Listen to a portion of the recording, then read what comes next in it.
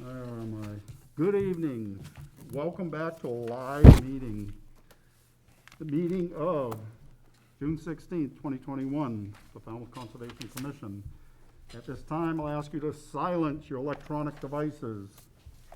If you're going to hold a private conversation, please take it outside. This meeting is being recorded by FCTV. If there's anyone else recording or otherwise reporting on this meeting, please identify yourself for the record. As this meeting is being recorded and broadcast by FCTV, please be cognizant of what you say and how you say it. Everybody. And as always, I'll acknowledge our continued support of all our staff members, Jen, Kevin, Alyssa, Mark, Amy, and Susan. Speaking of which, where's Kevin? He can't be here. Yeah. All right. And for tonight, I'm going to carry on with roll call voting, so humor me. To our public participants, there'll be an opportunity for public comments and or questions for each hearing. At the appropriate time, I'll call for public comments. When you are selected, please approach the podium, state your name for the record, and speak into the microphone. And we have a full house tonight. All right, first up, vote minutes, June 9, 2021. Anybody? Mr. Chair, do I push this to get sound or? Nope. Okay. I made a couple of minor adjustments and sent them off to Susan. Okay. With those, would you move approval of the minutes? I'm sorry. I will move approval of the minutes as discussed. I would second that, then, Steve. All right. We have a motion and a second to accept the minutes of 6-9. Courtney? Bird, aye. Kevin? O'Brien, aye. Maury? Arlo Hawk's eye. Betsy? Gladfelter, aye. Matthews, aye. Isn't this confusing? Yeah, it is. I'm going to go back to alphabetical. Just go back. Pat? People just have to aye. Peter? pay attention. Walsh, aye. Steve? That and I. Don't take it personally. No, I understand. I think it's much easier. All right, requests for hearing under notice of intent. All hearings of the Falmouth Conservation Commission are held simultaneously under the authorities of the Massachusetts Wetlands Protection Act and the Falmouth Wetlands Bylaw. Although a single decision of the commission is issued, it represents a separate decision under each authority. First up, Town of Falmouth Water Quality Management Committee, care of Kristen Rathton, Assessors Map 28, Parcel 20-01-001-000, Old Barnstable Road, East Falmouth, Mass. For permission to reduce nitrogen inputs entering Mill Pond by installing a detention pond in the cranberry bogs upstream from Mill Pond, and to install a removable wood chip-based permeable reactive barrier to intercept nutrients within the surface waters of Bacchus Brook. Ben?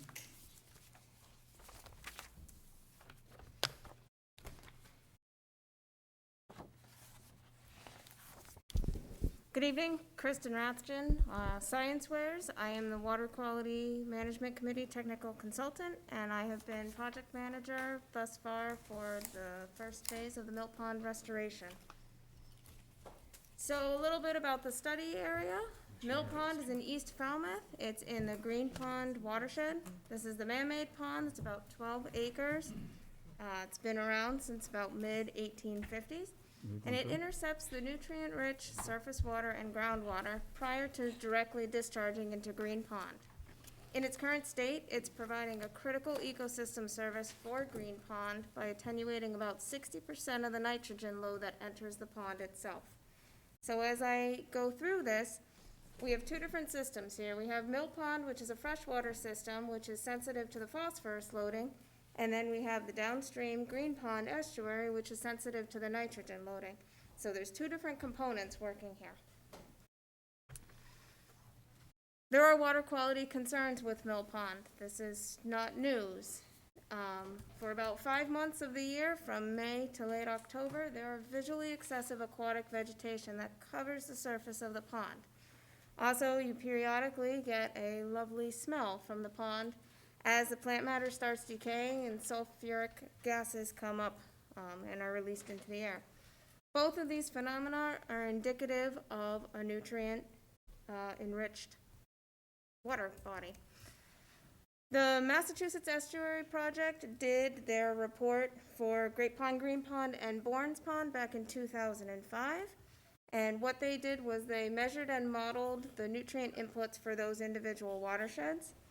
So the bottom has for the Green Pond system, and because both of these proposed management activities are occurring with Bacchus Brook, this is showing where the nutrient inputs are primarily coming from. So they're coming from wastewater, being the on-site septic systems from the homes, residents, businesses. We have nutrients from the wastewater treatment facility. So this is the Ashumet Valley plume coming from the wastewater treatment plant that was operated on Joint Base Cape Cod, now making its way down into toward Green Pond. We also have lawn fertilizers. Within this category includes not only the residential applications, commercial applications, but also the golf course, Falmouth Country Club is up there, as well as the cranberry bog operations. So all of that is wrapped in with the lawn fertilizers.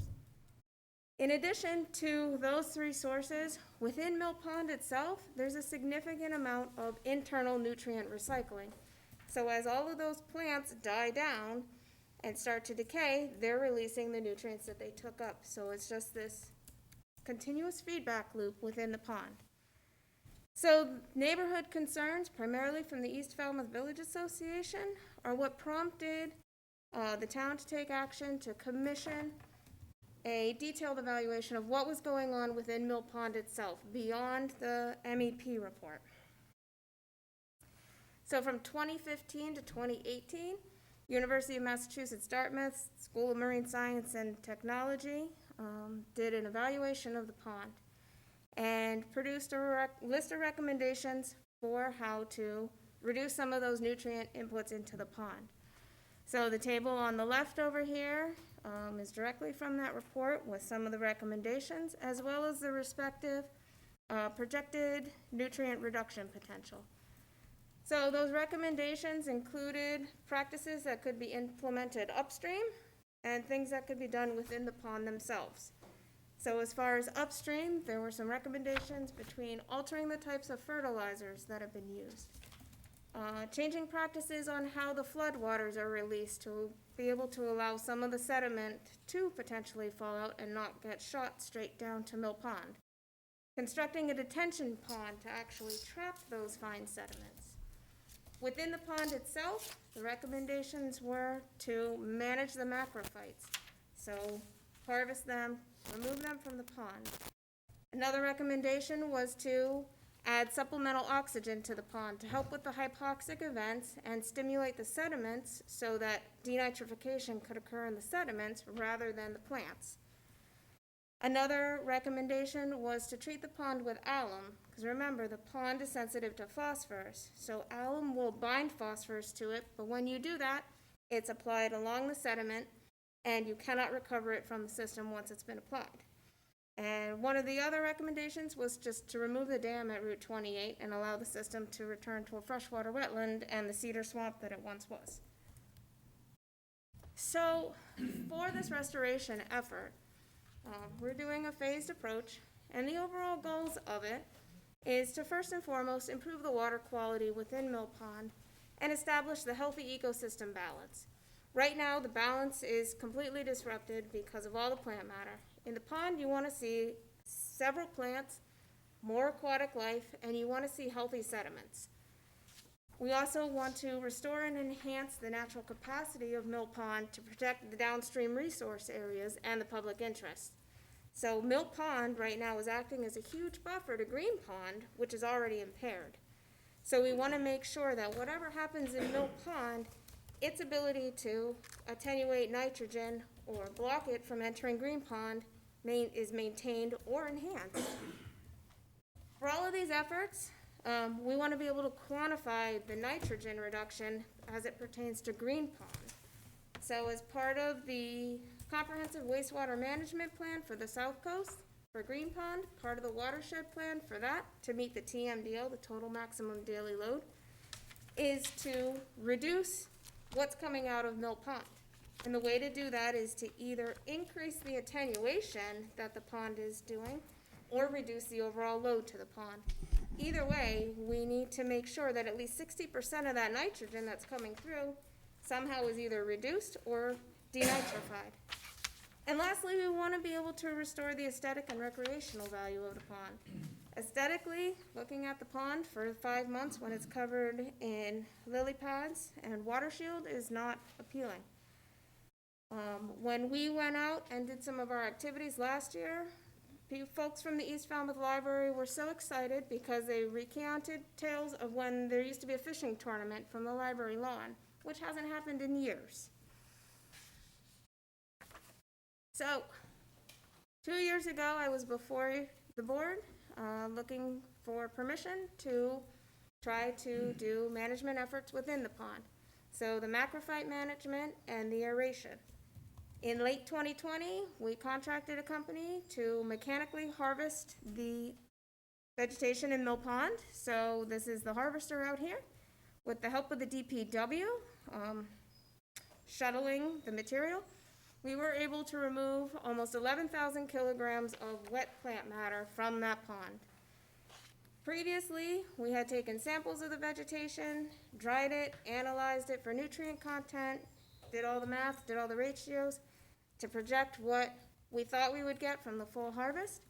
And at the end of the day, the harvest didn't yield as much nutrient removal as was anticipated. For the aeration activities, we contracted a lease on a nanobubble generator. So oxygen in very, very small, tiny bubbles that don't have the tendency to shoot straight to the surface and release, ones that are dense that kind of hang around, bounce off of each other, and would get pushed down to the sediment. When SMAS did their monitoring, they pretty much had a very difficult time detecting a signal from the oxygen input, except for right at the discharge hose from the generator, and nothing within the radius. So what that said was that any oxygen that went out, the oxygen demand in that pond is so high, it was immediately utilized. So nothing went down to the sediment to spark denitrification there. So what we learned at that stage was that those two strategies were not cost effective at producing any appreciable nutrient reductions that would lead to the gradual restoration over time.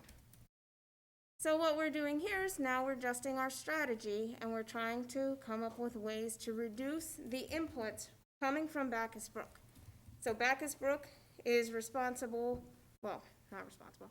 What's coming in from Bacchus Brook is about 58% of the nitrogen load to the pond and about 70% of the phosphorus load just in those surface waters.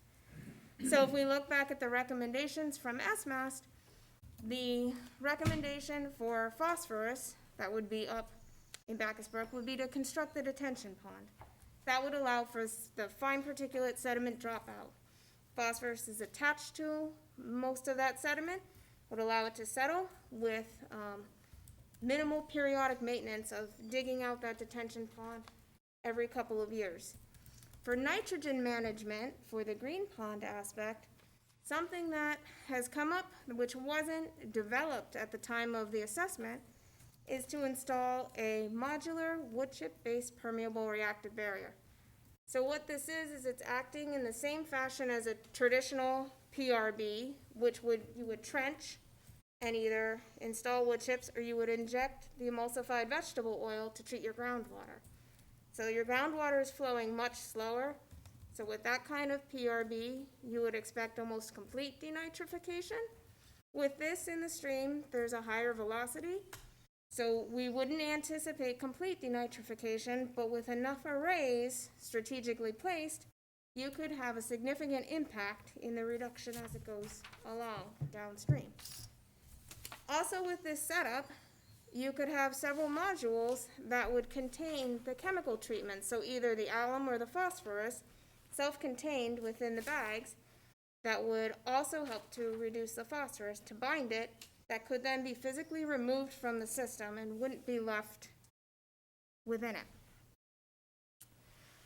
So the first recommendation was the detention pond. So SMAS recommends the conversion of a quarter acre of bordering vegetated wetland to land underwater to a depth of about 2 meters. So that would result in about 2,500 cubic yards of sediment being removed from that area. So highlighted in yellow is the proposed site for the detention pond. And the reason that this is an ideal site is because it's in the natural flow path of the river itself.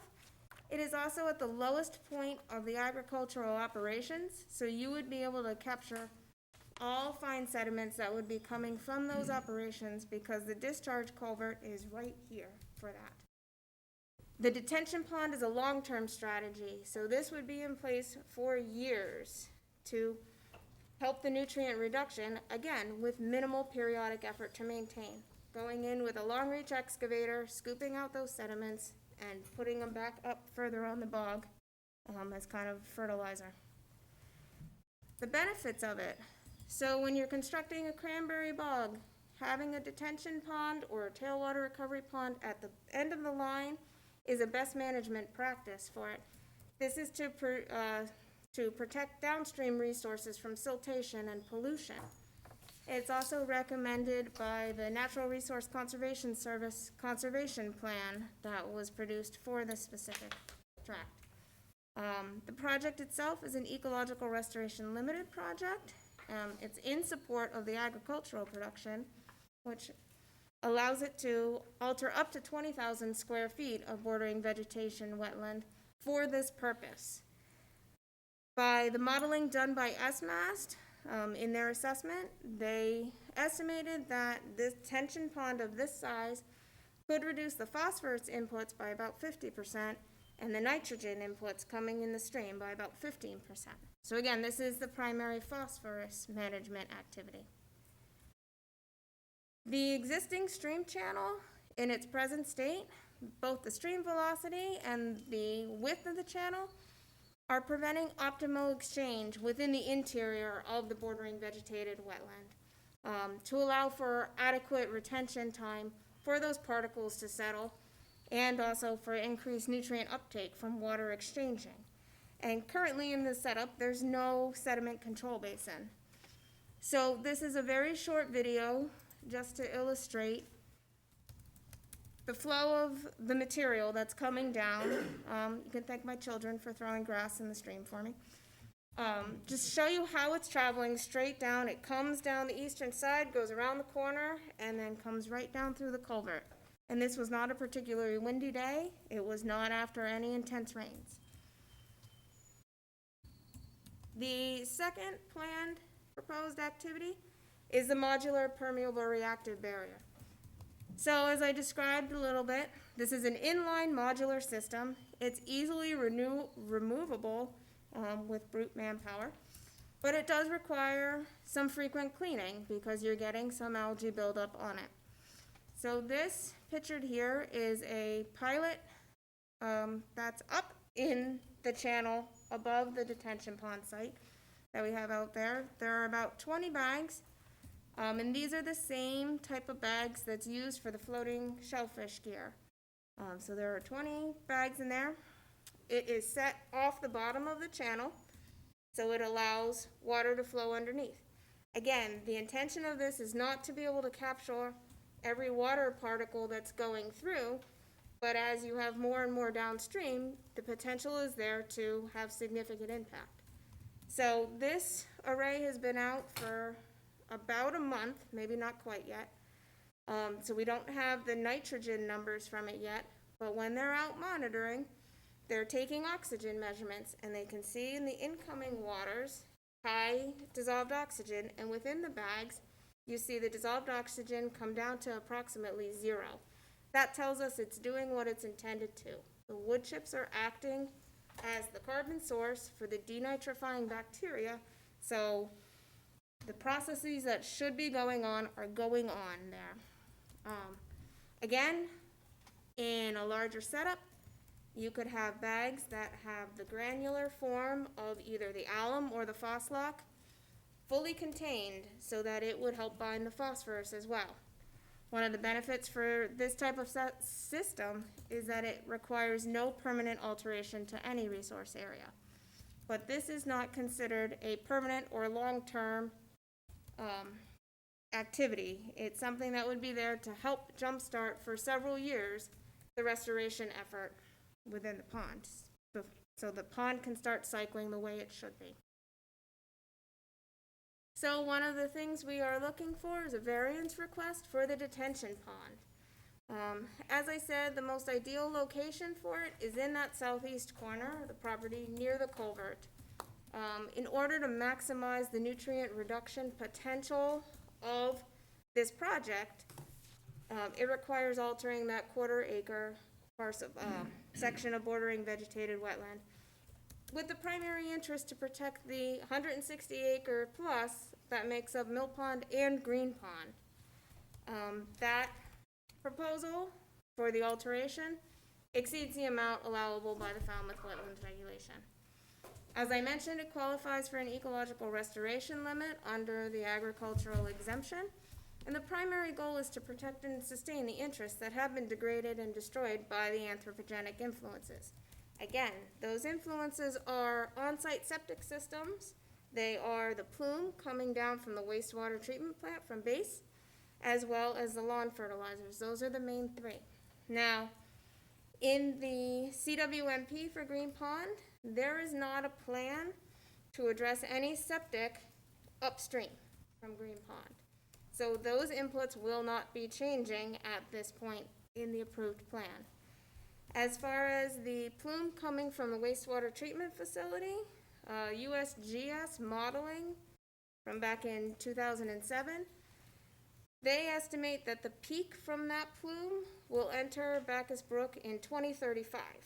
So that's when it's going to be at its highest amount, and then will gradually, very gradually decline, and the last of that plume should flush out in about the year 2160. So that is a gift that is going to keep giving within those surface waters itself. And mainly the goal is to enhance the natural ecosystem service of pollution reduction by having the most potentially effective resource area there for the specific needs of the site.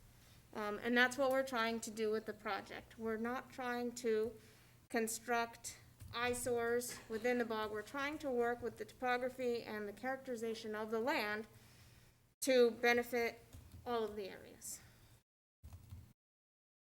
What are the next steps after this? Well, so if we are able to do these upstream reduction efforts and we get significant nutrient reductions, then we can turn our focus back to addressing what's going on within the pond. Maybe going back to the macrophyte harvesting, looking at a different strategy for aeration. But as the pond stands now, it wasn't feasible.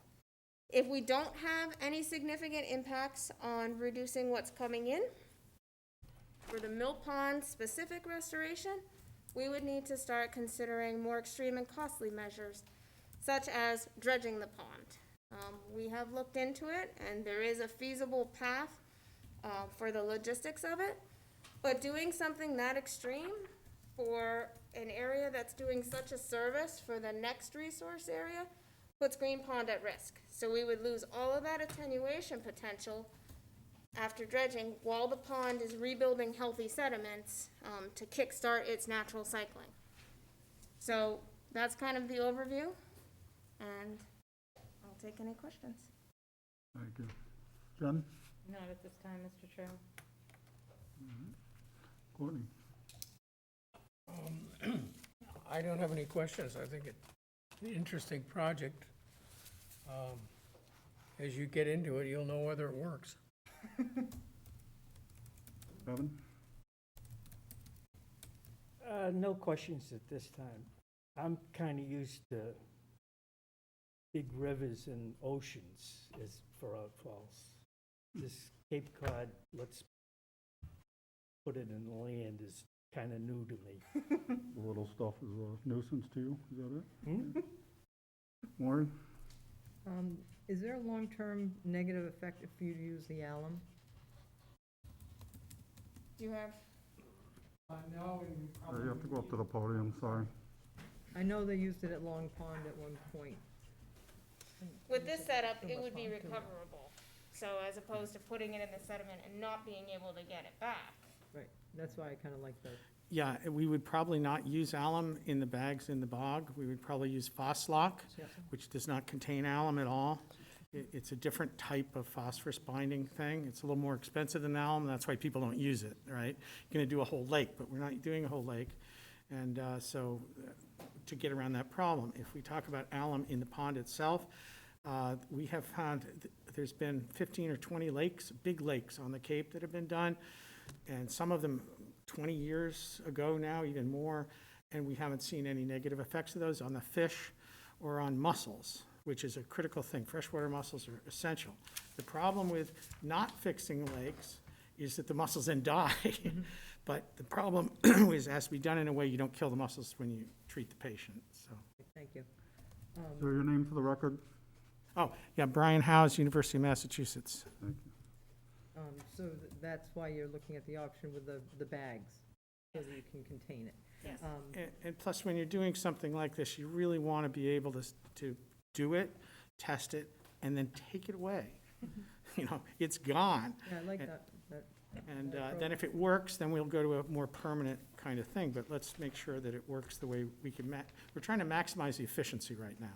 All right. Then the last question, which maybe you probably won't have the answer, but looking at those numbers from the effluent from the base wastewater treatment plant, have they done anything as far as putting in any, permeable barriers on their behalf to slow down? No, they haven't, because what they did was they did a huge, multi-million-dollar fix. What they did was first they knocked down their old treatment plant, got rid of that type of facility. They put in a new facility, and then that facility discharges over to the Cape Cod Canal, so they cut that off. The plume, the old plume, a lot of the phosphorus in that plume went to Ashumet Pond. And as part of that, they put in a permeable reactive Okay. barrier of iron in the pond to prevent it from getting into Ashumet. The alum treated Ashumet. And right now, I will tell you that Ashumet Pond is as healthy as it was before the base was there. There's actually light penetration in the winter down 50 feet. Excellent, thank you. It's a great Very- shape, very happy story. Interesting. Appreciate it. Deep pond. Yeah, so I have a couple of questions. So the retention pond is going to be 2,500 cubic yards? Where are you going to put the spoils? So we should be able, Mr. Handy has been so gracious, and we can put it back up on the bogs in an area off to the side, so it stays on site. Because there is the potential for the old contaminations, the old pesticides, deodorant that are in there, so it would stay on site. When we did the plant harvesting last fall, all of the spoils went up back onto the bogs as well. Okay, and the other thing is, I understand you have permission from Brian Handy to do this, but we need to have a written permission in the file? He did sign as the landowner on the application. Okay. Okay. But I can have him sign. And the other question is, can the water that's in the detention pond be reused by the grower? It could. Be used as irrigation water? It could. That would require working with the grower as well as putting in the system of the pumping mechanism to then get it back up there. And it's something that could be utilized if the grower wanted to. Okay, that's all I have. Thanks. Steve? Thanks. As an East Falmouth resident, we thank you for your work, and this is an amazing study that's been going on for a long time. We're disappointed, or I should speak for myself, I'm disappointed that we're not going to do the harvesting. It's already mature. Oh, I know. I was out there the other week. And there is apparently no outflow at the moment to Green Pond, although the pond seems to be relatively high. That's interesting. I know last year when we did the harvest, we ran into issues because the water level was so low. With the harvesting and the actual nutrient content that we got out of there, when you do the cost-benefit analysis, it came out to about $830 per kilogram to actually go in and mechanically harvest. So that's a very costly effort that didn't show the spoils that we thought it would. So we also approached The town of Brewster did similar, and they harvested for similar means out there, and they had the opposite effect. Their plants didn't come back, and they were counting on them to help pull phosphorus out of the soils. So part of the harvesting was to see maybe we could reduce some of the plant matter that way. But I was out there a couple weeks ago, and it's all there, and it's all quite healthy. It is. Yes. It's hard to believe that it doesn't have a positive impact on, I It's- can understand a cost It's analysis. so small, so within the pond itself, the calculations from the assessment is that the plant matter alone, when it dies off and recycles, is contributing about 450 kilograms of nitrogen a year to that system. And when we harvested, we only pulled out 21 kilograms. So we didn't make any positive headway in that for the effort. Aesthetically, it looked amazing. But it's the same as cutting your lawn. You have to go back. If we do it early in the season, it'll look great, but you have to keep going back. And for the cost of that, if you can't Yep. stem some of those inputs upstream, it's gonna be a very expensive endeavor that's not gonna get us where we wanna be. Great. It makes sense, but it seems there must be a less expensive method of, with We tried by volunteers hand. and- We had Doug Brown out there. We tried by hand. That was a Right. lot of work. Okay, I'll sign up if he wants to do it again. All right. I noted that. Thank you, Mr. Chairman. That's it. Pat, I have no questions at this time. Peter? Yes, I have a couple of questions. As I understand it, the retention pond sediment will be reapplied upstream to the cranberry box, is that right? So it would either be, that would be at the grower's discretion, whether he would want to apply it as part of the sand treatment or keep it in the area of disposal, kind of like he took with the plant matter, and eventually have that attenuated down as it percolates through the system. He just stacks the nitrogen-containing sediment on the sides. The nitrogen won't go away, it would go back into the stream. So, but you would have the potential to attenuate it as it goes into the system. So as it's coming in now, there's such a high load of it, and it's moving through rapidly. As you're moving through the soils, you're going to have some of that utilization within there. When you're coming as the giant plume and coming in the surface water itself, that's moving so quickly, it has nowhere else to go. Okay, another question. You mentioned you tried oxygen on the pond. Mhm. Is that pure oxygen or just aeration? So it was pure oxygen, it was a very condensed oxygen, and it was nanoscale bubbles. And what it was intended to target the sediment. Because with so much plant matter on the surface, you're not getting any wind-driven mixing. So you're not getting any oxygen down to the sediment where the bacteria that would pull the nitrogen out are. So what we did was we had the oxygen, the nanobubble generator, and it was right on the bottom. And it was dispensing the nanobubbles right at the sediment. And what happened was you could see oxygen right on top of the output, but then you saw no signal in any distant radius or any near radius from there because the pond just Well- was so oxygen hungry that it just took it all up. Well, oxygen can be expensive, just aerating with a bubble system or something Yep. like that. Would that be enough to make a difference?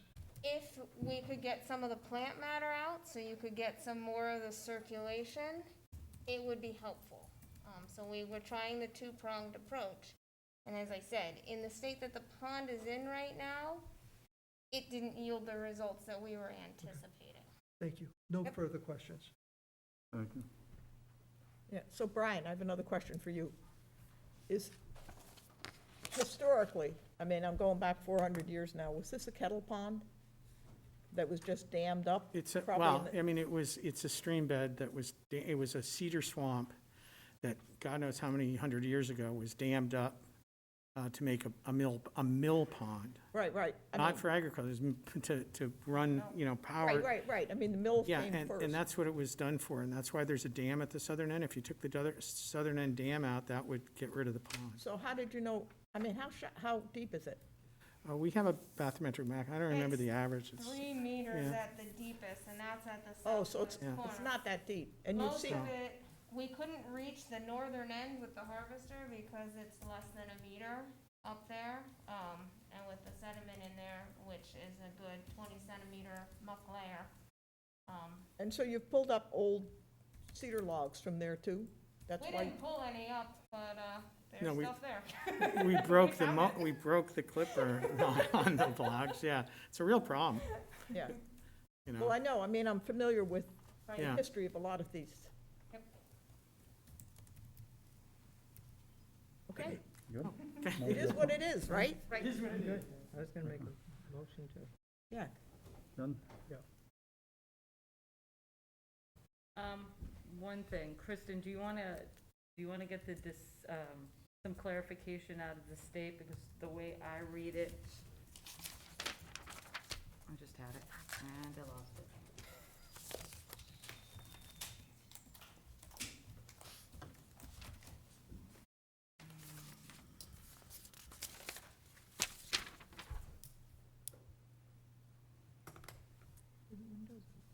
She's saying that the separate water quality would not be required, provided, that Right.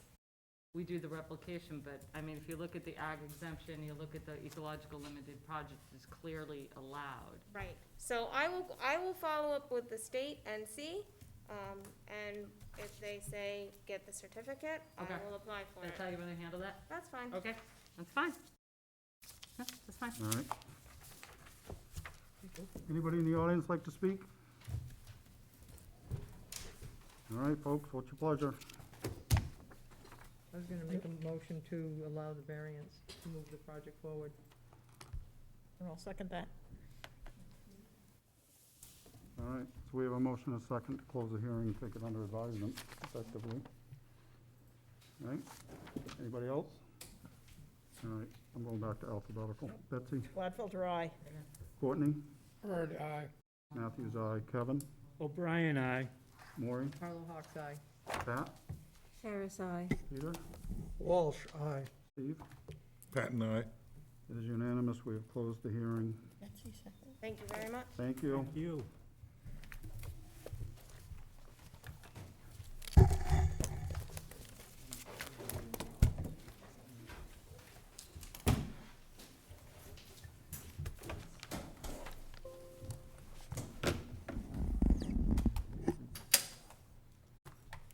All right, next up, Daniel J. and Nancy F. Trodden, 20 Cove Street, East Falmouth, Mass.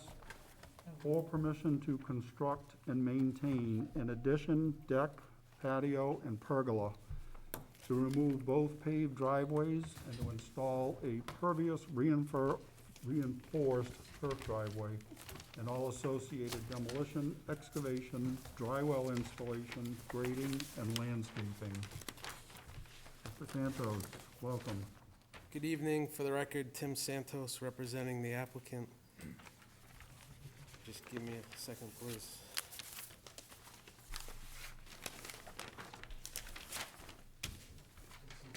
I'll just do it this way instead of walking in front of everybody. I apologize for that, as I like to hand them out to everybody and say hi.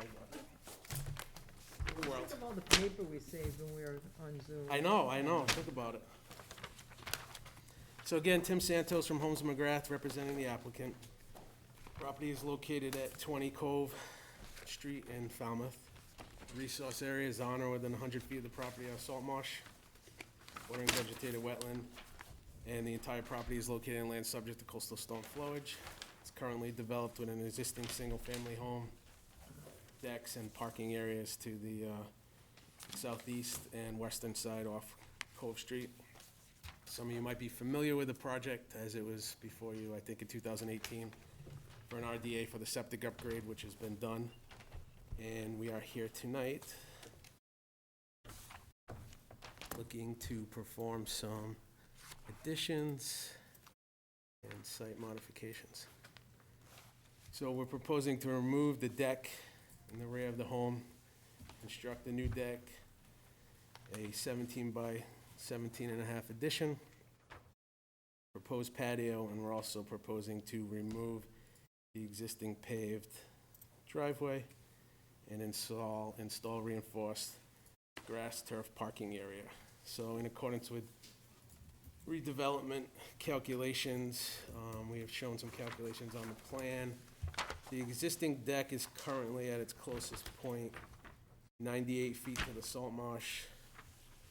When the deck and addition are reconstructed, it's proposed at 100 square feet away, so we're moving it further away.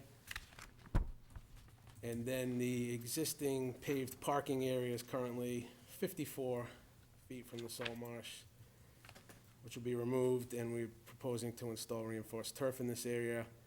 And we are proposing to construct an at-grade patio, which will be 88 feet away, so the impervious surface has moved further away from the salt marsh. Our redevelopment calculations are shown, and there is a net decrease within the buffer zones of 148 square feet of impervious surfaces. In accordance with your redevelopment guidelines, we are not moving the structure, which is the addition or the deck, any closer to the resource area, actually moving it further back. And the impervious surface, meaning the patio or the pavement, is actually moving further back from 54 feet to 88 feet. So we feel that this project is approvable under your redevelopment guidelines. The house addition, there will be dry wells proposed to contain the roof runoff for the addition. And we have reviewed the staff's report, and we do recognize staff has some concerns in regard, excuse me, to the proposed redevelopment. But we feel that this project meets your performance standards, as the structure is not moving closer, and we're actually reducing impervious surfaces within that buffer zone. As I just stated, staff also had noted there was a tree kind of in this area near the stone memorial. And I believe there's another one down in this area that's somehow is not there anymore, sometime between 2019 and 2020. It has been removed, and we have spoken with the applicant, and we're willing to put the trees back, and we'll work with staff as far as specific locations and types of trees. I believe the one near the stone memorial was a cedar. I'm not positive what was here, but we have no problem putting it back, and you can either condition the order or we can submit a revised plan, whatever makes the board happy. So at this point in time, I will address any concerns you might have.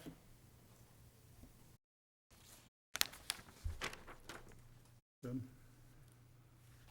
1 second, Mr. Chairman. Did I do it? Oh, okay. So, yeah, the staff respectfully disagrees with Mr. Santos.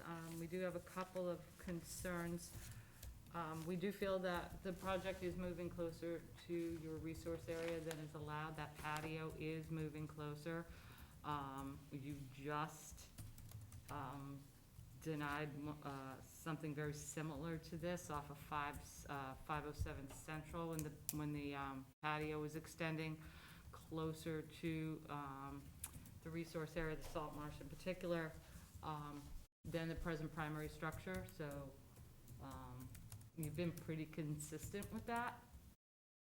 Also, we do have concerns that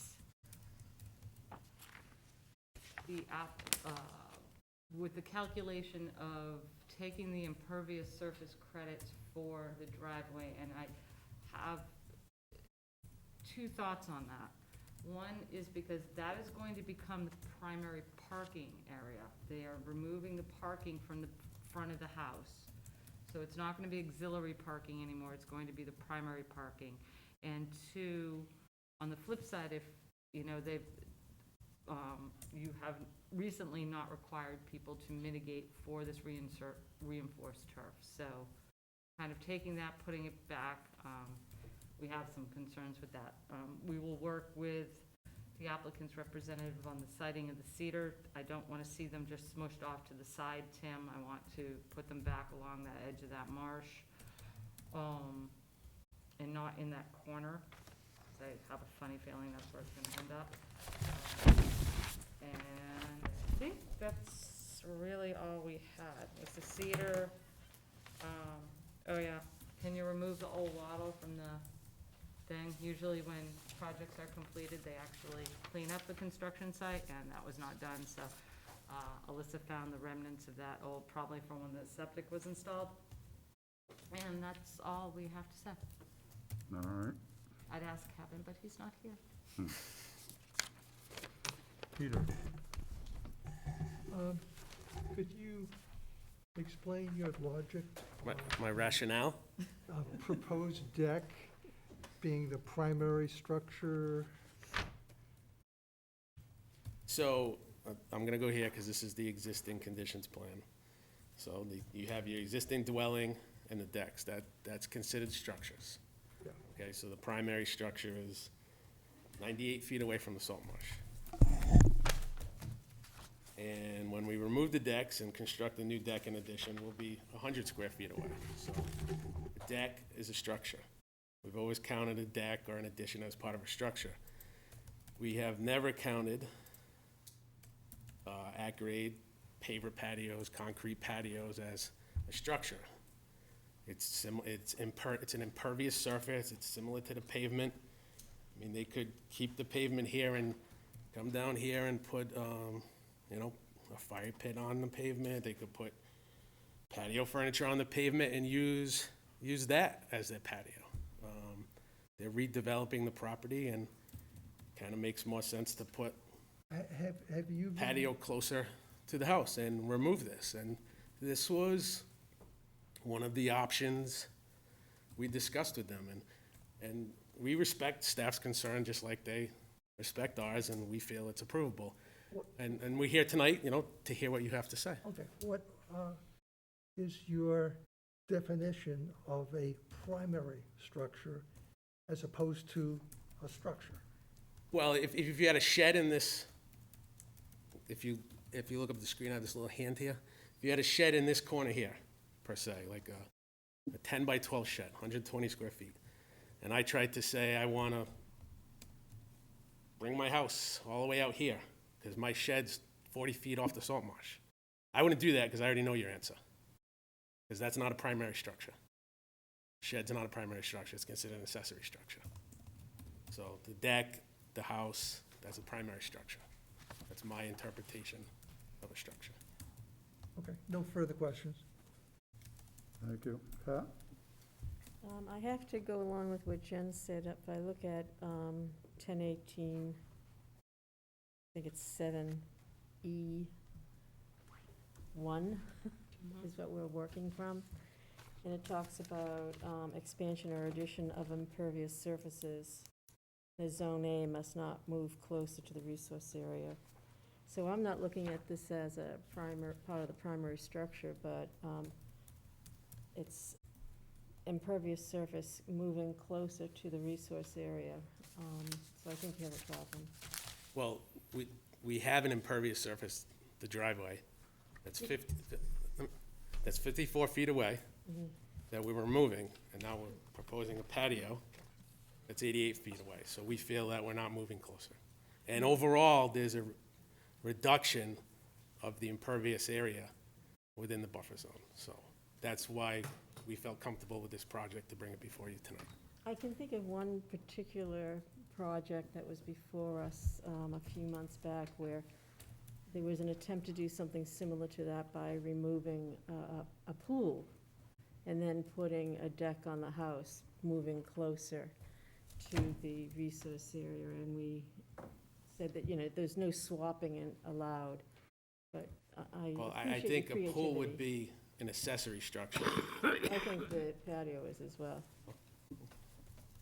We can respectfully disagree, I guess, that's fine. Right, that's fine. Thank you.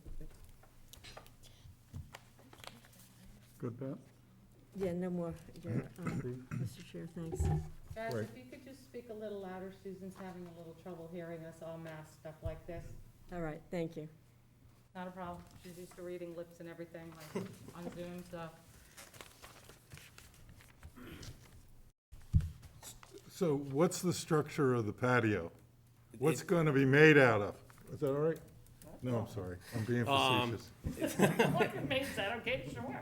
It'd be an at-grade patio, either a block, like a block or paver-type patio. Could it be impervious? It would be No, impervious. could it be, Oh, could it be pervious? I'd have to discuss that with the client.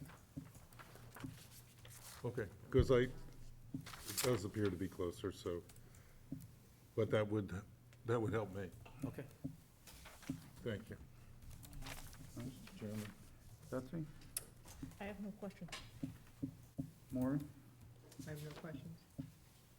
Kevin? No questions, Mr. Chairman. Courtney? No questions. I mean, you just need to resolve the moving closer issue, I think. If you're calculating this in your head, Tim, I don't think it looks good for you. No, well, I think May wanna ask for I should ask for a continuance. continuance anyway, so I can, at least address the tree locations and speak with my client. Okay, before we get there, anybody from the audience like to speak? You wanted to say chat function, didn't you? You know what? I haven't done my We are the applicant. If you go up to Sorry, the you need podium, to- please give your name for the record.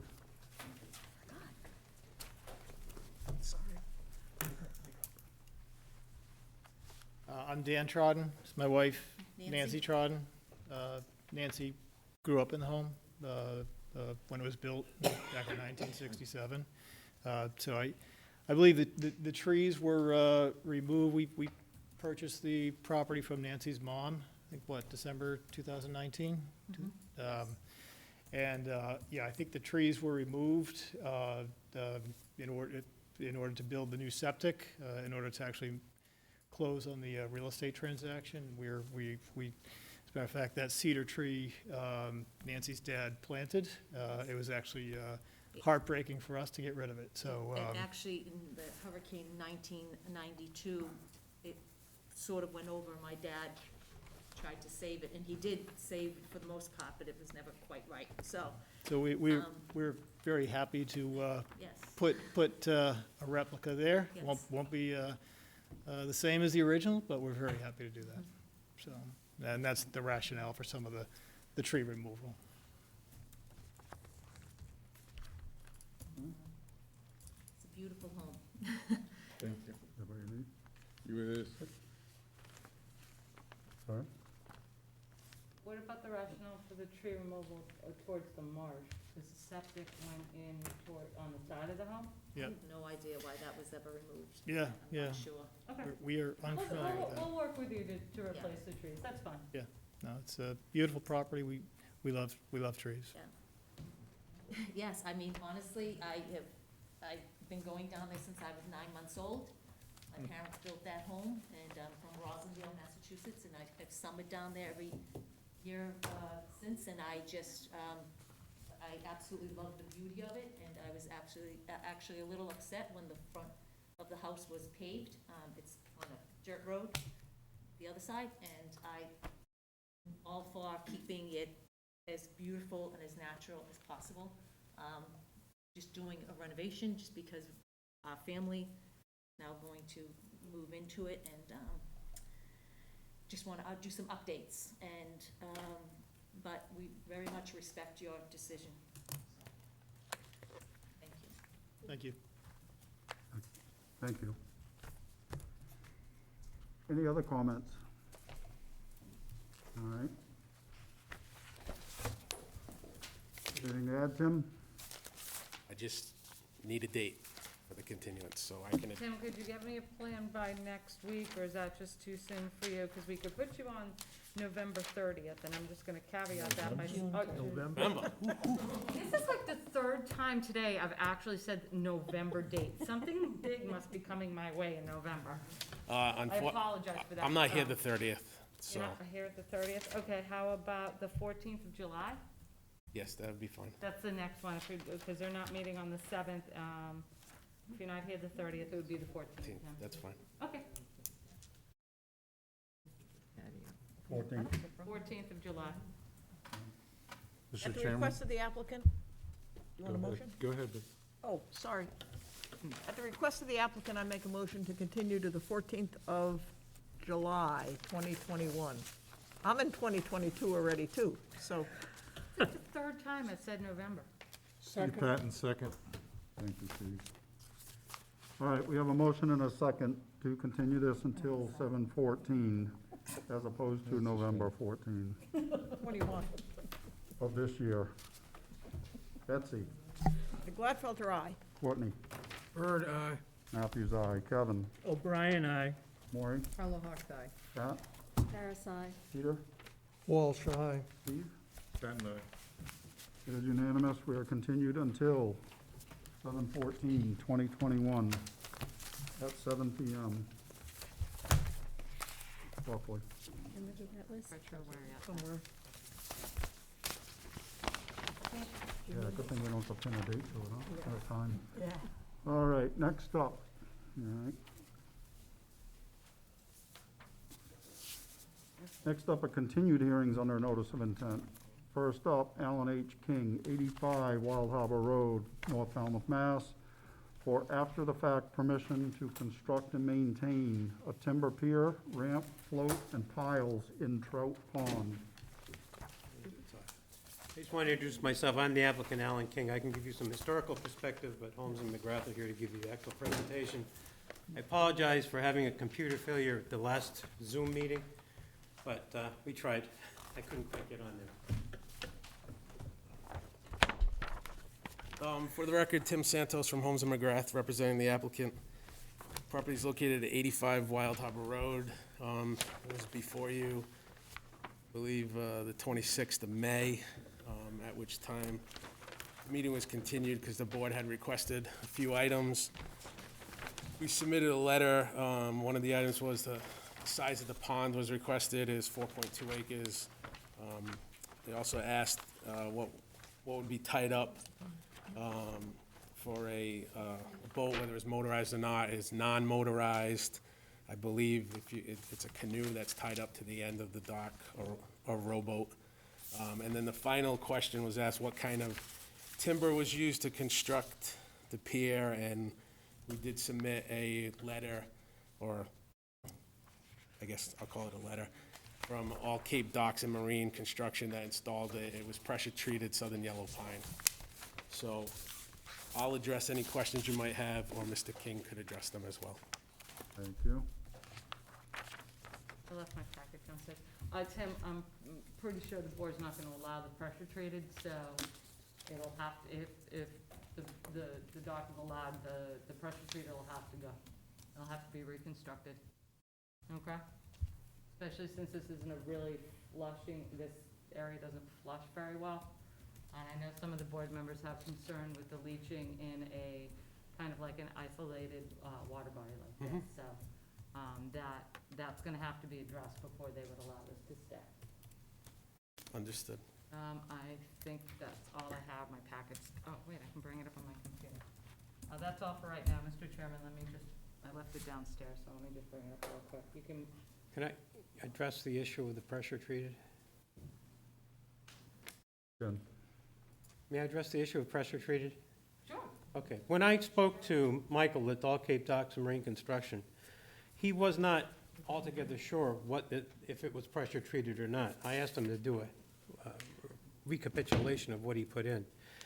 And this is what he came out with, the galvanized and the southern pine, the type of wood that was constructed. This is a retrospective, and I just wanted to explain that to you, that this was a property that used to be owned by my family in the 1910s, and there are 6 houses surrounding this small pond. 3 of the homes, mine would be the 3rd, have docks. This is retrospective because the one dock has been there since the 1940s. That's Caleb Fraser's house. Another one's been there for about probably 10, 15 years. I don't have any information any of them were ever permitted. So I apologize for having had this dock put in during the pandemic. The people needed the work, and it seemed like something that was reasonable. As far as, do you have any issue with the staircase leading down to the area? Is that something I should be addressing too, or not? You should address everything for the board, Mr. King. Okay. The area, when I inherited the house, I grew up in that house as well. And 3 of the homes are still owned by members of my family. My father, about 1965, constructed landscaped stairs going down from, it's a steep grade that goes from the house down to the pond in 2 different levels. In the springtime, when the vegetation has all been died off, it's very pristine, and you can see the slope. It's a very steep slope. It's not really easily navigable. And when my father put in the tiles, the timbers, the landscape timbers, he put them directly onto the ground. And as you may know, wood with ground plus age yields to rot. And in the 25, 30 years, they did rot out. The stairway that's now there addresses a couple different problems. First of all, it's raised off the ground.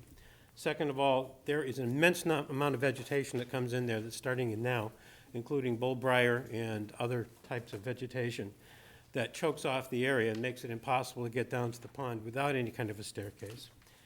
And the area that goes down to the pond, we've always had a boat for the last 40 years, a rowboat in that area. I used to go out in the pond, catch turtles and release them, and frogs as well.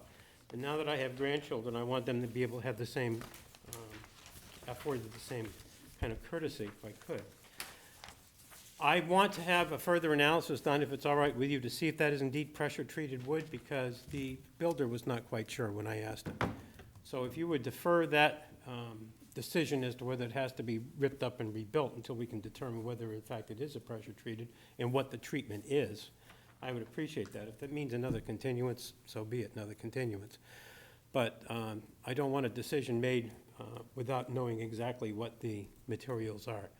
I did not design it, and All Cape Docks is a professional organization, and they know that some things you can't put into a pond, especially one that's somewhat stagnant. This pond is fed by mosquito-controlled ditches, warm springs, and empties into Rand's Canal.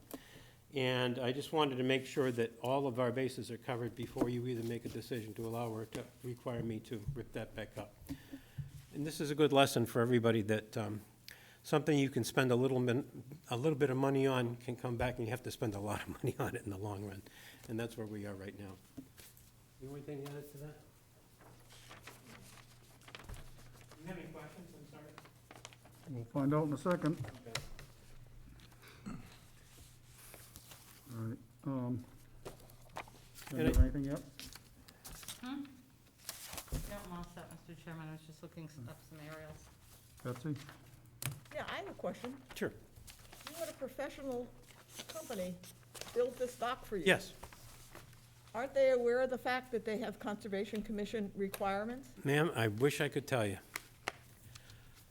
I called All Cape Docks and I indicated that I'd be interested in it. The gentleman came out, gave me a price. It sounded pretty good. They were in a situation where they could use the work as the pandemic was going on. And we reached a price. They did the construction. They did it inside of a week. And it was in April of 2020. And then retrospectively, I found out that that should have been done at that particular time, and now I'm paying the price for that. So it's a good lesson for everybody, I Ben, suppose. could you write a letter to them? I got them right here, All Cape Docks, Marston's Mills. Yes, I will. Thank you. Any other questions? No. I'm Maureen? sorry, I don't have any questions. I don't know, when I went out there, it looked like pressure treated to me, so Oh, I well, don't it want may- to kick very the well can may down the be. road any further. I mean, it's just gonna, If it has to be, it has to be. I understand that. Kevin? Same. Courtney? No questions. Thank you. Steve? No questions? Pat? No questions? Peter? Are you proposing to have Cape Docks make the determination of the type of wood? If the guy can't tell me over the phone what he put in, I would probably have somebody else come down and make a determination of that. Most wood that you buy at a lumber yard usually tell you whether it's pressure treated or not, right on the lumber, from what I understand. We'd like to have a reliable source. Yeah, I agree with you. Determination of the wood. Yeah, and the fact that, you know, if you can see the letter that I got from him, then with the request to, you know, what were the dimensions and what was it made out of, everything.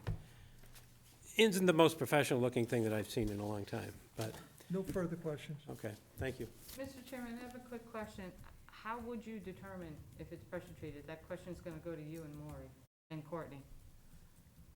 Well, I mean, you can tell visually, but Visually. there's usually tags, and then, I mean, You could tell, you guys would be I able mean, to there's tell. a distinct difference between pressure treated and cedar, Yeah, or, I mean, PT wood is pretty obvious, and it's longleaf yellow pine that's pressure treated, Okay. so, and that's. I what don't we know thought. enough Looks about like the it was- industry to tell you whether it is or not. Did you look at the doc? I just was not too happy with how waffling he was when I asked him if it was pressure treated.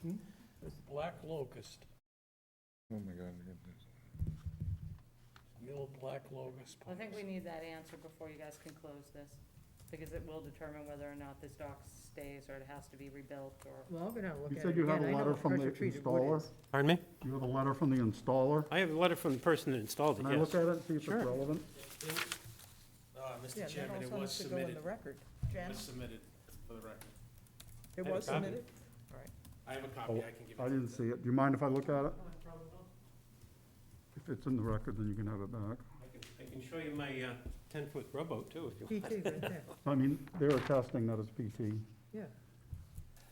so, 4x4 PT. I mean, Yeah. there's different, I'm gonna use the word types of PT. The PT is still PT. I mean, there's some that has, thank you. Is it, if you don't mind the question, is it just either a raw wood or a cedar type of wood that would be allowed for deck construction, dock construction for a freshwater pond? Locust, cedar, Locust. locust or cedar is what I we've mean, cedar's always, the most common after, cedar is, and locust what all the ones we've allowed in freshwater. and they're not ponds. treated. They're a natural decay-resistant material. Well, I know we don't use They the don't cuprinol emit anymore, and I any- know they don't use the arsenic for that, so that's a good thing, but I'm getting an education as well, so thank you very much. May I ask a question, Mr. Chair? Jen, can you confirm for us that we have a copy of that document that? I'm trying to look in my email because I don't see it in the file. Tim, could you just send it to me tomorrow, please, again? It was. Is that a copy, sir? I have a copy, I can give Could it to we you. have that? Thank you. Tim. Yeah, June 1st was For the record, June 1st was the letter. thank you. And that came with it as well. Thank you. And it doesn't help him, but Did Jeff send it? I believe Nate sent it, Nate, okay, sorry, Nate. not to throw Nate under the bus. You didn't send it, you didn't I send it didn't to get Brendan and any of Ipswich, this did you? information. Okay, Thank you. good. You're not gonna live that one down. all right. Does anybody in the audience like to comment on this project? All right, So I'll make a motion to close.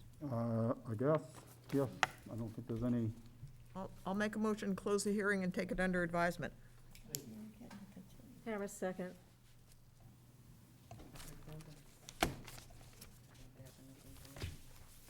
all right, we have a motion and a second to close the hearing.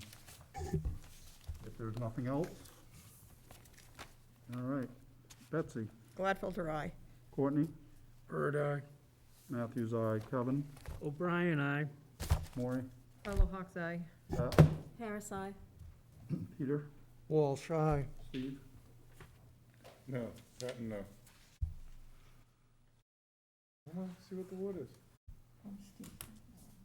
Did Oh, you see here. this? It says It PT. says pressure That treated. means pressure treated. well, you can vote, who wants to vote? Yep. It's still 7-1, the hearing is closed. Thank you, sir. Thank you for your time. Thanks, Tim. I can't tell the difference, so.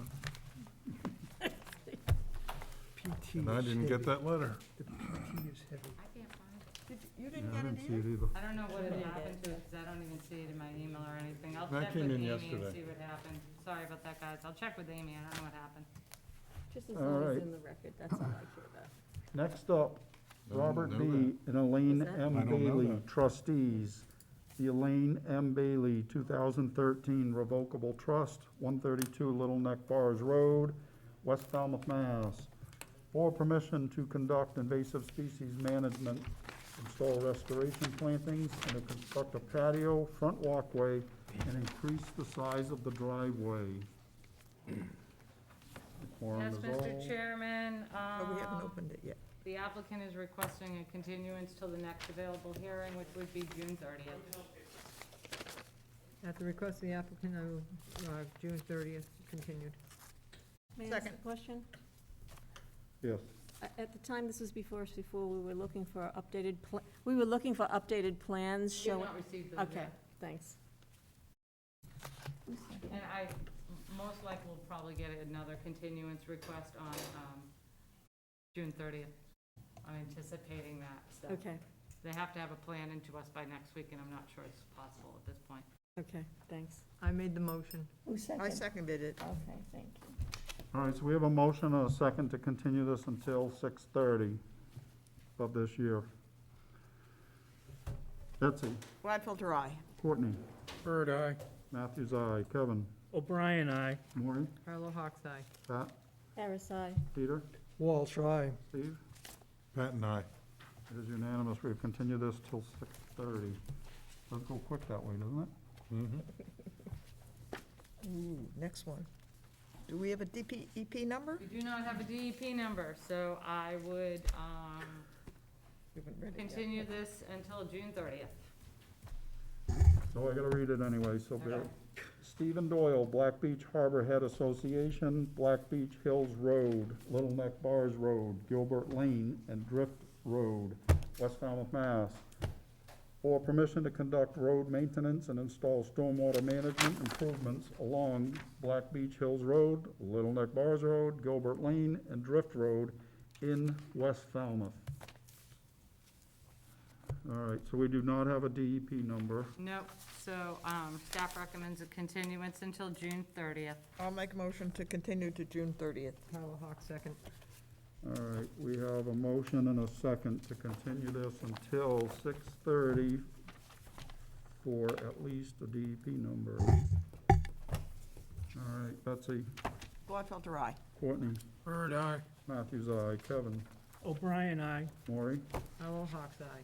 Pat, Harris, aye. Peter, Walsh, aye. Steve. Pat and I. It is unanimous. We have continued this hearing until 6:30. 6:30 is gonna be a busy night. No? Yeah. On my All way right. home. And I go to Maine the next day.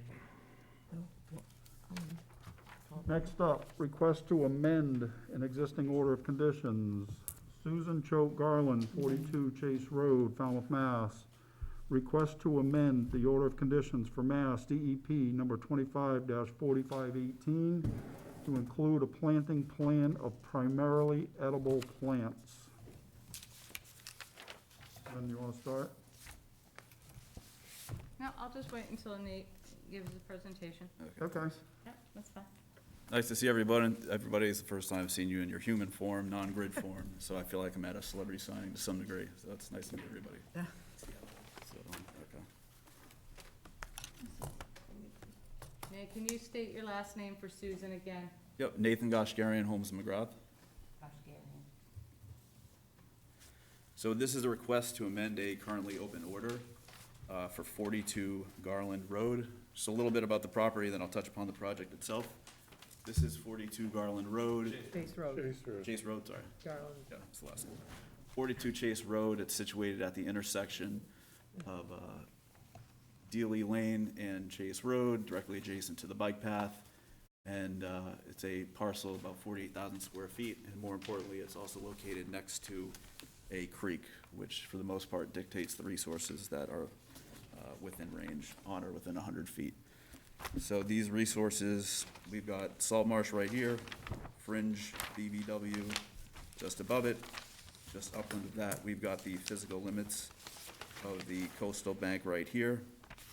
Again, I mentioned this is an amendment to a currently open order of conditions. That's DP 25-4518. It was issued last March, and it was for the removal of Phragmites on site. So throughout the salt marsh and then the fringe BVW, that part of the order has been completed. The Phragmites have been removed. What we're requesting tonight is to replant or revegetate the now Phragmites-less but rather barren part of the land, which is located right here. and then the other section, which is located right here, which is somewhat degraded lawn right now. So at this point, I'm going to pass it over to Dave, who is from Edible Landscapes. He's going to talk about the plantings. All right, so, yeah, we were here last year. I got the permission. We've done a lot of Phragmites removal, and we'll be continuing to hack it back. But is there a mouse for that?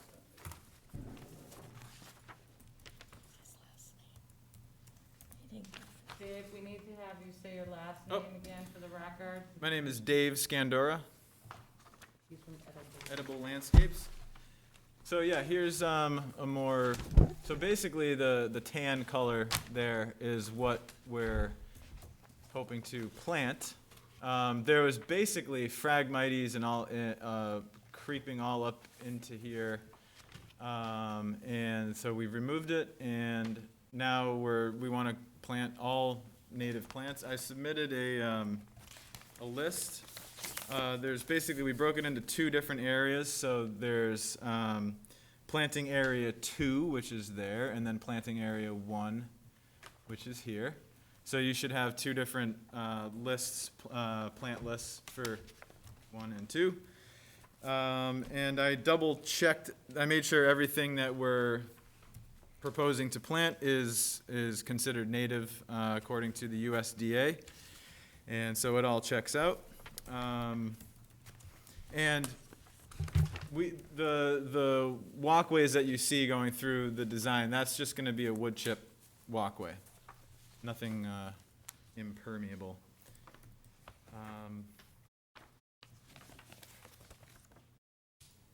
Any questions? All right.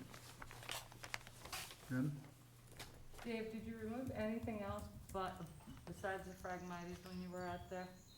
Or was it just the Phragmites? It was basically other invasives, multiflora rose, bittersweet. And those were in the area of that triangle area? You talking about this area? Yep. Yeah, they sort of crept into, see where the mouse is, like here? Yep. Kind of up into here. Before I started doing even any work here, this is where my mouse is now is lawn, what I'm circling, and then right here was previously cleared by a previous landscaper before I even started working for her, so like probably 2+ years ago. Mostly all of what we did was what is circled in yellow, including whatever Phragmites is creeping. I mean, there's Phragmites creeping right up to the carport, and we just keep whacking it back. But yeah, basically, and any native plant, I mean, I'm pretty good with it because I knew that this is, on wetlands. I've made sure to keep any plant that I know is native, like a lot of the goldenrods and sweet fern, and there's a ton of already existing native plants that have regenerated. So I've let those come back, but anytime I see an invasive, I generally try to take it out, especially if it's Phragmites. Yeah. But I thought that your prior approval was just the Phragmites and not any additional invasives. Am I wrong about that? No, we talked about other invasives. If they're invasive, we can take them out. Because it was just a It was pretty thick in there. it was, yeah, there was no way you could just take because it was all engulfed in, Okay. multiflora and bittersweet and So I porcelain know berry. you're new with working with the commission, Dave, but the thing about your list is you've got a wetland in there, and I'm not quite sure some of the plants that you have for that are going to grow in the wetland area. Your wetland line goes right through that little your little brown triangle? Uh-huh. And are you sure that some of these plants are gonna grow there? I mean, the high bush blueberry, you might wanna put that towards that area, but that's the only one I see that, might have a chance of doing okay in that area. So I mean, you have, I think, you allowed you to do the Phragmites work, and that's great, but I think, I'm just looking at this, we might just need a little bit more detailed plan on where you're gonna put all these different edible plants, you know, just so I know that they're gonna survive. Yeah, so basically this triangle piece here that we're talking about, that's actually quite high and dry, so to speak. It's clearly elevated, and all the previous vegetation to me indicates that these plants that I chose will work. Well, the wetland scientist that flagged the site has a different opinion. The what? The wetland scientist that's flagged the site, I'm assuming it was Jeff. Nate, can you confirm it was Jeff? It was Jeff? Okay, so if you want to go back to Holmes and McGrath's plan, I'll tell you what I'm talking about. Oh, you want me to? Oh, yeah, Nate, can you bring up your plan real quick and maybe show Dave? And Dave, I'm not saying we're not gonna, I might just need you to give me a little bit of a more detailed plan. Okay. Okay, so Nate, can you point the wetland line out to him, please? Yep, so the edge of the salt marsh is right here. That's the salt marsh I'm talking about, the bordering vegetated wetland. That's just above it, Yeah, these little triangles. Okay. and then you got W7, 8, 8, 7, 6, right there. So that area, you might want to concentrate more high bush blueberry if you want to do the high bush blueberry. And trust me, right now, my husband's planting blueberry everywhere, so I get it. But you may want to put the blueberries in that area because they're gonna, you know, they're kind of a facultative wetland species. They'll do well there. Some of the other plantings are not gonna do well there. But there are other ones that like Oh, yeah. to be wet. Yeah, there are other ones. Well, The swamp rose mallow likes to be this is swamp rose mallow. wet. Oh, yeah, that swamp rose mallow does like to be wet. Yeah. So I just want to make sure that you're putting the appropriate species in the appropriate location. That's what I'm trying to get at. So if you could just maybe provide a little bit more detail to the planting plan to show us where you're gonna put your rose mallow, show us where you're gonna put your high bush blueberry, you know, so we know that the high bush blueberry is not gonna go, you know, way up in the, towards the road, towards the driveway, and then I'm gonna have like the goldenrod and the sweet fern and all that down in the wetland area. But that's what I'm saying. Well, yeah, I mean, I naturally, I'm a plant Yeah. lover, and it's kind of my passion. So I definitely, that's kind of what I do when we're doing the planting. And as far as I thought that I didn't have to indicate exactly that, because that's like a lot more time and design and stuff, and I'd have to, you know, as far as I thought that like all I needed was just the list of plants. But you know. In the future, I think we're gonna wanna see a little bit more of it doesn't have to be a very detailed design, but just kind of give us an idea of where you're gonna plant these, so we can, develop a comfort level with edible landscapes, Dave, so we know when you come in, you're gonna do a good job, you know? So, but if the commission's fine, you know, we'll go forward. My customer also, she was like, don't forget to remind them, we have planted 2,000 Spartina alterniflora cordgrass plugs in where we've removed, so and we're planning to plant another 2,000 this year in the actual like true salt marsh area where it belongs, the Spartina alterniflora. Anyways, I just remembered, don't forget to remind them how many salt marsh cordgrass plugs we've planted. Because, yes, of course, because those are the things that go down in the marsh. And then this is very much, raised up. But, so there's the little triangles. So if I keep my plantings to this side of these, so maybe the original plan that I was showing you, if I had basically drawn a delineation like right here, would that have been? Well, I mean, if that area's cleared and you need to replant it, then we wanna make sure you replant it that's something that's gonna grow there. Yeah, oh yeah, Be happy. uh-huh. Okay, that's fine. You know what these plants like. I mean, some plants like it wetter and some Mhm. plants like it drier, and Mhm. you know that. Yep, that's what we do, yeah, that's what we, yep. People pay the big bucks. What's that? Nothing. You good? I'm all set, yeah. Maury? I have no questions. I've been going by this site for about a year, watching the progress, and it's been really exciting to see that frag get out of there. Cool, yeah, Because Mashapaquet Creek, as we all know, is one of the most degraded water bodies in the West Falmouth watershed from the sewer treatment plant. Mm. And I believe, being it repaired. didn't Mrs. Garland put in a Buzzards Bay Coalition D-night as well? she's done a lot of, Yeah, I think yeah, she her did. whole septic Yeah. system is totally, like, Yeah, there are about 7 people in that little teeny area right Yep. there that all did the Buzzards Bay Coalition Yep. D-nights. I love it. Yep. So, and they've also all got on board for the Phragmites removal. Yep. So it's been a great collaborative effort in that Yep. area. I think it looks wonderful. Cool. I can't wait to see it all done. me too. Absolutely, Kevin? Can't wait to eat some of these plants. that's what I'm saying. Kevin? I'm not getting into this. No questions, Mr. Chairman. Courtney?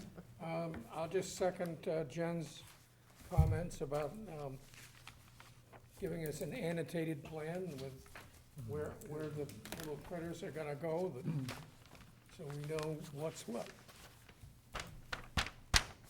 Betsy? You're gonna do the work, right?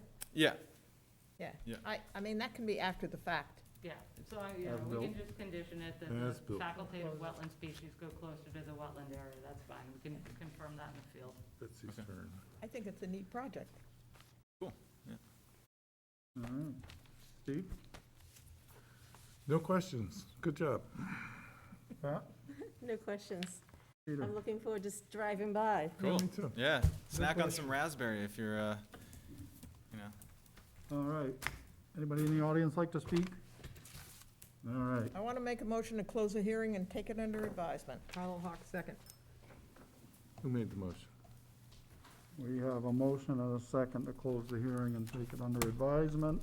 Any further comments, questions? All right. Felt a eye. Telepathic. Courtney? Bird, aye. Matthews, aye. Kevin? O'Brien, aye. Lori? Carl Hawk's eye. Pat? Harris, aye. Peter? Walsh, aye. Steve? Pat and I. It is unanimous. We have closed the hearing. Great. Thank you, gentlemen. Thank you. Thank you. Thank you. There's my agenda. That's closed. Next up, continued, Busy night. Huh? Tim has a busy night. it is. Continued hearings under an enforcement order. First up, John P. Dargan, trustee, V.F. Barletta Irrevocable Trust, care of Ron Gillis, 19 Nashon Circle, West Falmouth, Mass.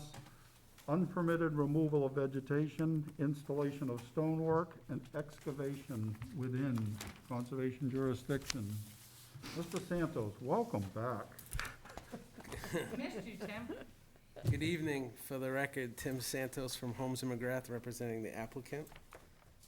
Also with me this evening is Josh Marks from CMS Landscape, who will be performing the work.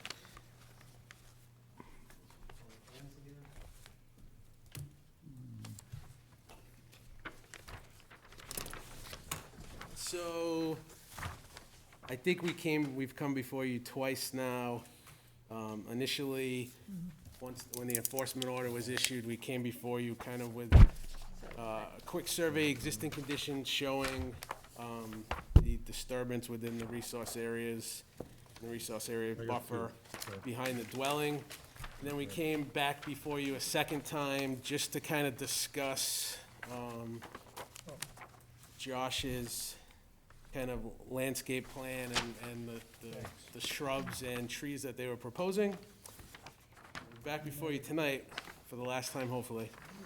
And what we have shown here is kind of a site plan, coastal bank restoration plan that incorporates Josh's shrubbery as well as tree locations and the area of restoration, which I believe is about 5,000 square feet of shrubs and trees.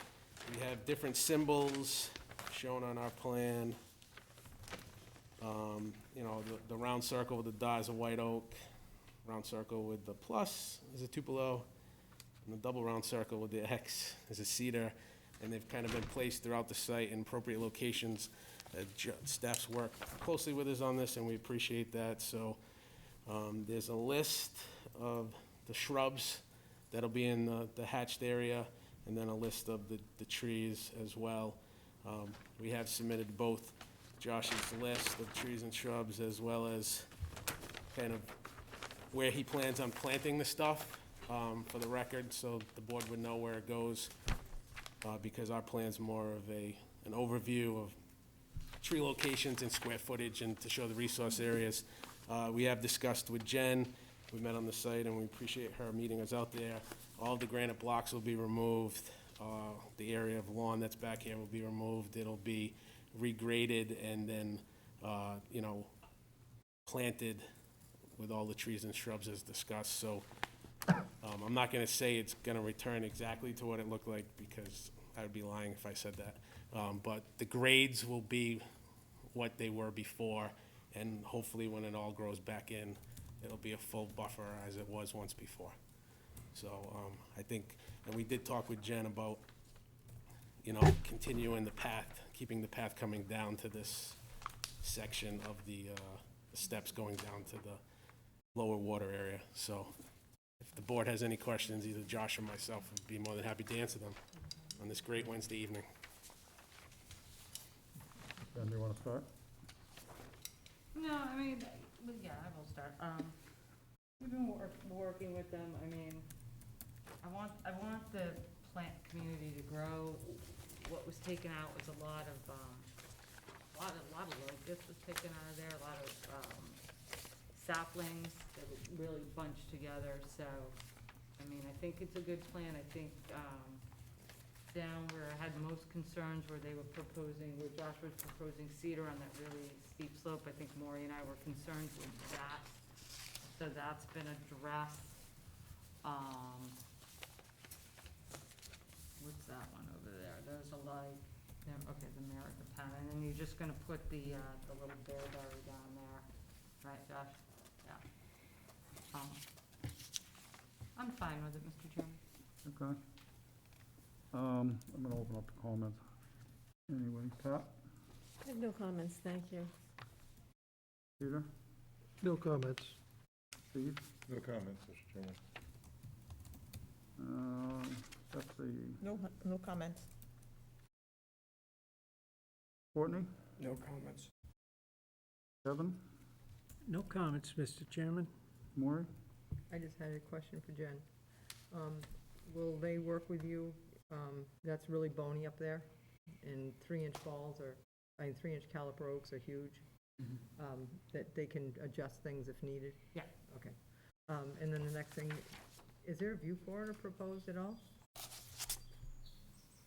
There is not a view corridor proposed on this plan. I believe maybe we can talk kinda with, talked about it talk in with field. staff on Okay. site with the placement. I I just think don't wanna that's what see- I think that's what we kind of talked about maybe at one of the hearings. You had mentioned it, and Jen and I said we would talk about placement of trees when they go in.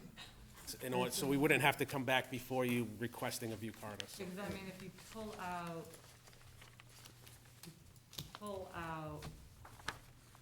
Josh's plan, you want to pull up Josh's plan? No, don't. Sorry, Josh, Chris Mark's son's plan.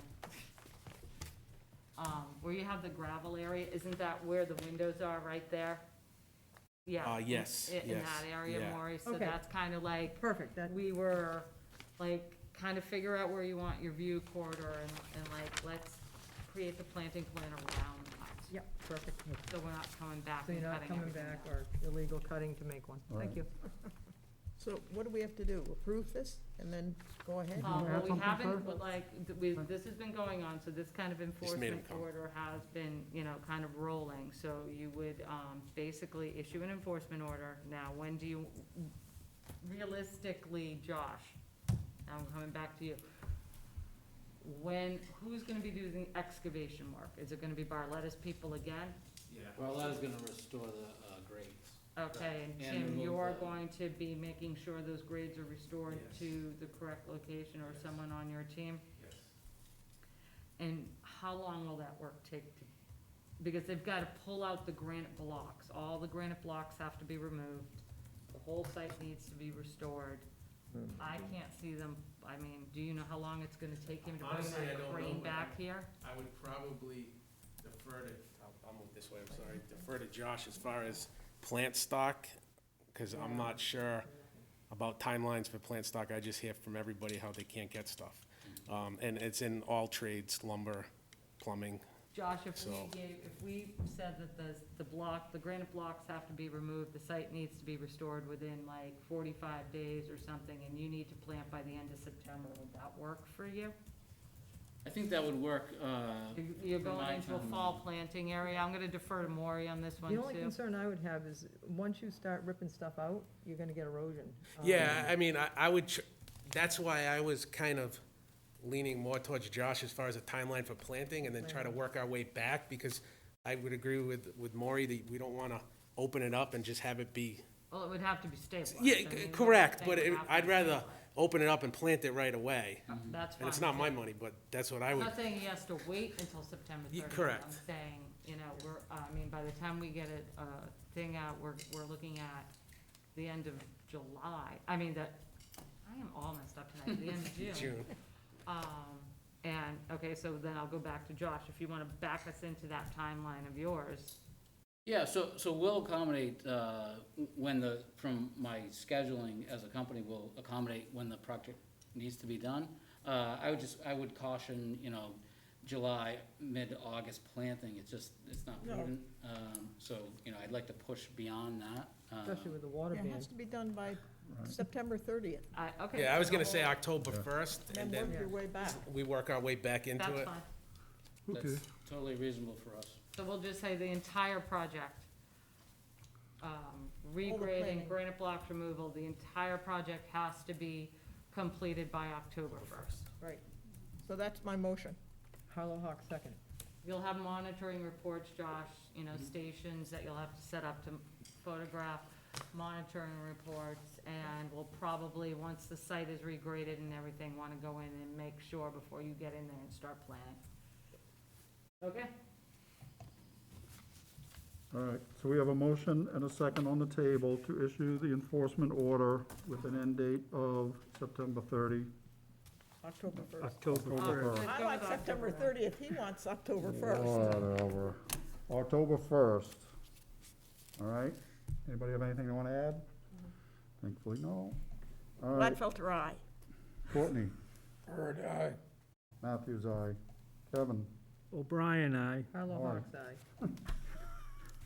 here, I'll just pass it down, you guys fill it in, all right? We're Oh, trained. my Pat,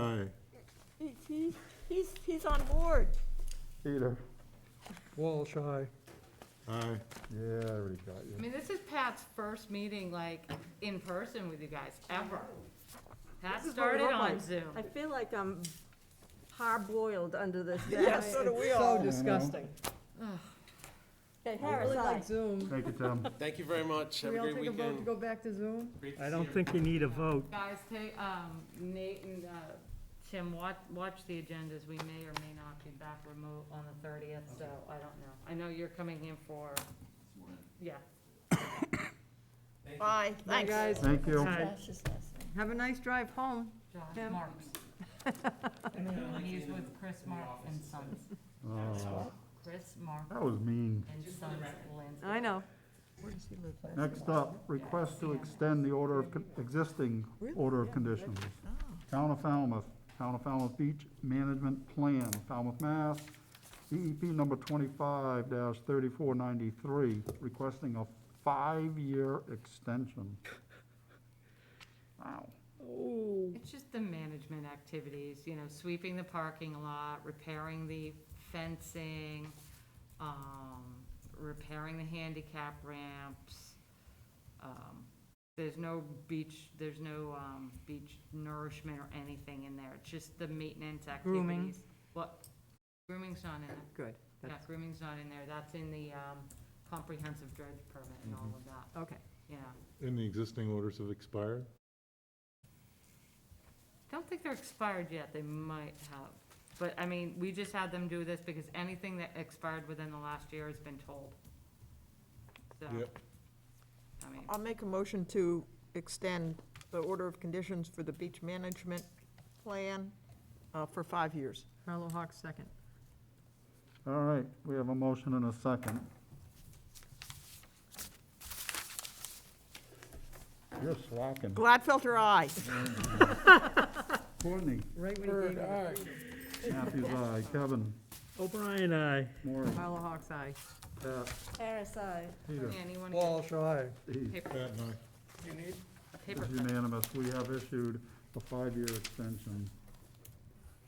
Thank you. All right, next up, orders of conditions. First up, Aaron and Stephanie Sylvester, 63 Luciano Botello Way, East Falmouth, Mass.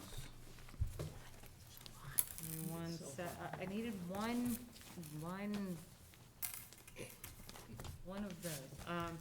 This is the John Doyle house.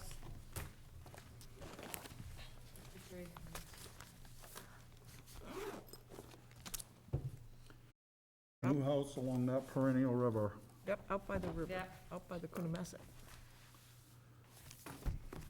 I mean, we got him in there, we worked with John to cite it, we worked with him on the designation of the riverfront over there, worked with him with the regs, so we got it in there.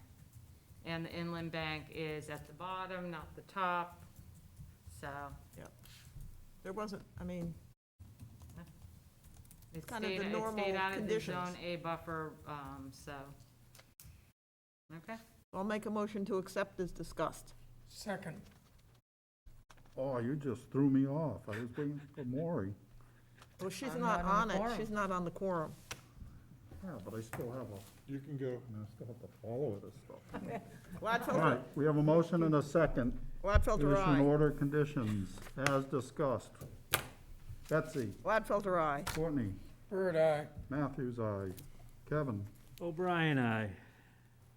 Pat, Harris, aye. Peter, Walsh, aye. Steve. Pat and I. Is unanimous. We have issued an order of conditions. One more. Excuse me, next up, order of conditions, Kristen Wallace, 122 Ostrom Road, East Falmouth, Mass. this is the deck extensions and additions, they're filling in, they're adding the appropriate mitigation, and they're adding in some trees that were removed. I make a motion to accept as discussed. Bird, second. All right, anybody have anything else? I All think there right, was only an issue that Jen was going to ask them to submit another plan or recalculate, and are you satisfied with it? We're satisfied That was with the it first at this time point. through. Yep. The plan we did last week. That was 526. Okay, Yeah, all right, clarified. thanks. Betsy, Gladfelter, aye. Courtney, Bird, aye. Matthews, aye. Kevin, O'Brien, aye. Pat, Harris, aye. Peter, Walsh, aye. Pat and I. unanimous. We have issued an order of conditions. Motion to adjourn. Second. Motion and a second to adjourn. Motion to adjourn. Betsy, Gladfelter, aye. Courtney, Bird, aye. Matthews, aye. Kevin, O'Brien, aye. Maury, Jen, I'm gonna have one. Pat, Harris, aye. Peter, Walsh, aye. Steve. Pat and I. We are adjourned. Thank you, folks. They, no.